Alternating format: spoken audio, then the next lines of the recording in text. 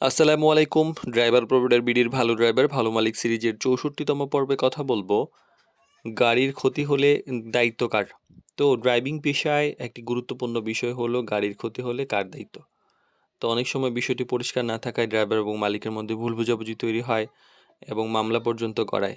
তো এই বিষয়টা আসলে ভালোভাবে বুঝে নেওয়া উচিত যে আসলে দায়িত্বটা কার।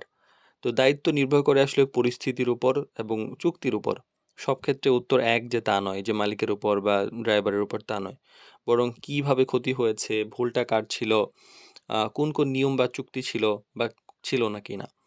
তো যদি ড্রাইভারের ভুল হয়, অনেক সময় হয় কি যে অসাবধানতা থাকে, ট্রাফিক নিয়ম মানেন না, মোবাইল ব্যবহার বা অবহেলা করেন। এই ক্ষেত্রে দুর্ঘটনা যদি ক্ষতি হয়েছে এবং প্রমাণিত হয় তাহলে সাধারণত দায়িত্বটা ড্রাইভারের থাকে। মালিকেরও আবার ব্যাপার থাকতে পারে যে গাড়ির আগে থেকে সমস্যা জানাননি, টায়ারের সমস্যা জানাননি, তারপর সময় মতো সার্ভিসিং না করেননি।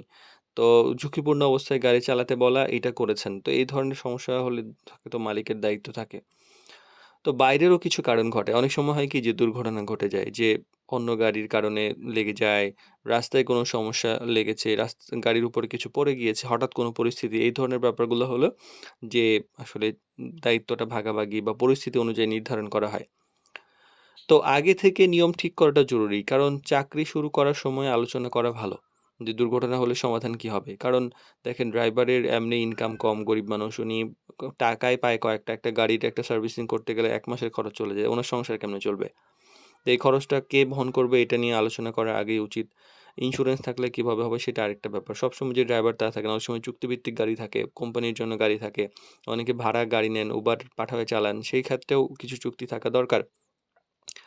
তো আসলে এই সমস্যাটা কিভাবে এড়াবেন? আসলে অ্যাক্সিডেন্ট তো বলে কয়ে আসে না। এটা হইতেই পারে, এটা আল্লাহ প্রদত্ত একটা ব্যাপার।